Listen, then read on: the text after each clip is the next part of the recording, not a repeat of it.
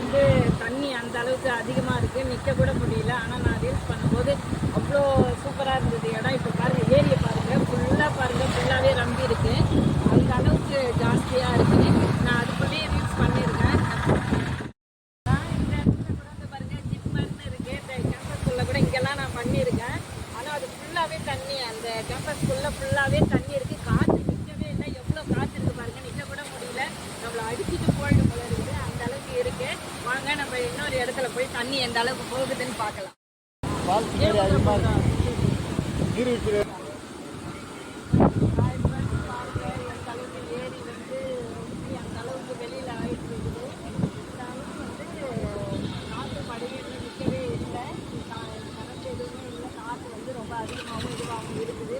கிட்ட வந்து காட்டுறாங்க எந்த அளவுக்கு ஸ்லோவாகி வெளியில வருது பாருங்க.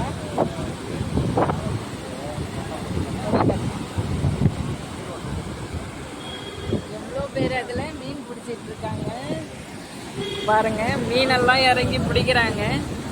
என்னால் எண்ணெய் காட்டி எடுக்க முடியல. எந்த அளவுக்கு பாண்டிச்சேரியில் சாத்திராப்பட்டையுடைய ஏரியில் எந்த அளவுக்கு தண்ணி போயிட்டே இருக்குது பாருங்கள். எந்த அளவுக்கு மக்கள் வந்து அதை வேடிக்கை பார்த்துட்டு இருக்கிறாங்க பாருங்கள். இது மதகுன்னு சொல்லுவாங்க, 10 கண்ணு. அதில் அந்த அளவுக்கு தண்ணி வழியுது. நிறைய பேர் கீழே இறங்கி அதில் மீனும் பிடிச்சிட்டு இருக்காங்க, மீன் பிடிக்கிறாங்க பாருங்கள்.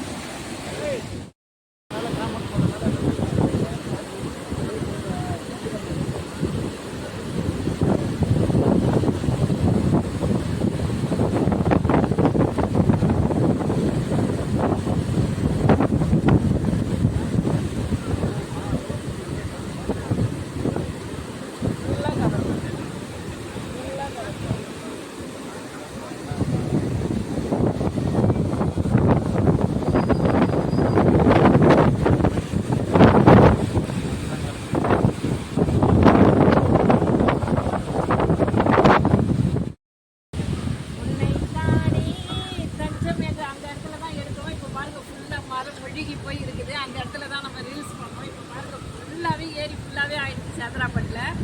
அந்த இடத்துல ரீல்ஸ் எடுத்தோம். ஆனால் இப்போ அந்த இடத்துல வந்து ஃபுல்லாக ஏரி ஃபுல்லாக ஆகி மரம் மட்டும்தான் தெரியுது. அந்த பிளேஸே வந்து ஒழுகி போயிருக்குதுப்பா. தழை எப்படி எடுத்துகிட்டு போகிறாங்க சேதராப்பட்டில், வண்டியில் வச்சு கட்டி எடுத்துகிட்டு போகிறாங்க.